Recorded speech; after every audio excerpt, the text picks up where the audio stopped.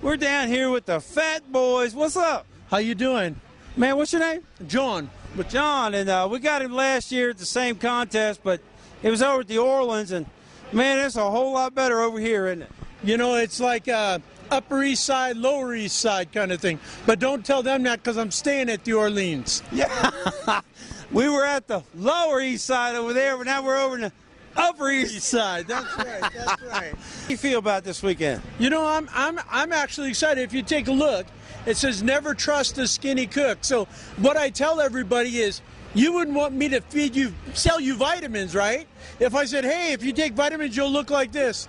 It won't happen, but I could say to you, listen, you can trust me to sell you some barbecue. So that's why we're here. We're going to sell a lot of barbecue, and hopefully we'll walk away with some money again this year. You know, I tell you, there's people who live 90 and 100 years, ate barbecue and pork their whole life. There ain't nothing wrong with it.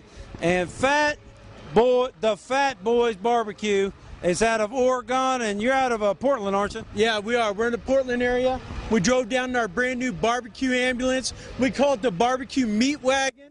And somebody asked me, hey, what if somebody gets sick from somebody else's cooking? Well, we can treat them inside, and then we can set them up with some real barbecue. So we're talking about the cardiac unit right over here. Have a heart attack. We'll bring you back. We'll feed you some more. And we have to bring out the bread can again. And tell us a little bit about the B&M bread can with raisins on it. Well, one of the things that I learned was that sometimes we walk away from a contest, not very often, but sometimes we don't get a call. And I travel with an old guy named Ron, and he gets really depressed when we don't get a call. So what I do is, if by chance we don't get a call, I hand him this can of brown bread, and I tell him, man, I thought you did a great job. After all, it's hard to keep free labor, and if you look, remember, he's old, so we got to keep him around somehow. Oh.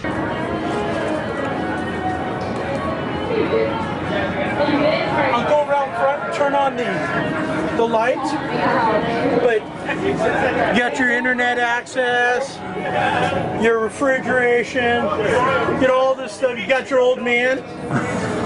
Can't leave home without an old man, right? Somebody says, John, how do you stay in such good round shape?